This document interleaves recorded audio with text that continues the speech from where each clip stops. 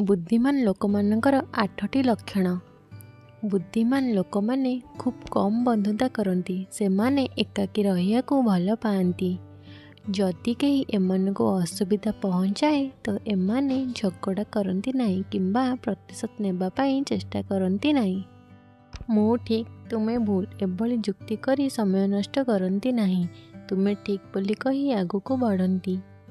अनेक लोक बुद्धिमान लोक को पागल बोली बुझती। यह तांको कौनसी फरक पड़े नहीं।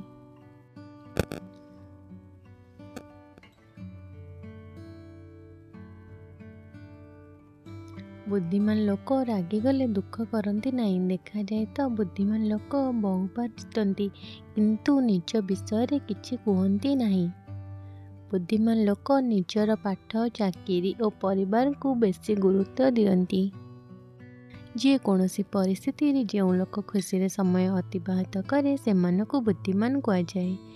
ए सब लक्षण केतोटी सह आपणक सहमत कमेंट करंतु। जदि चैनल नुआ तेबे दयाकरी चैनल को सब्सक्राइब करने को जमा भूलिबेनी। Thank you.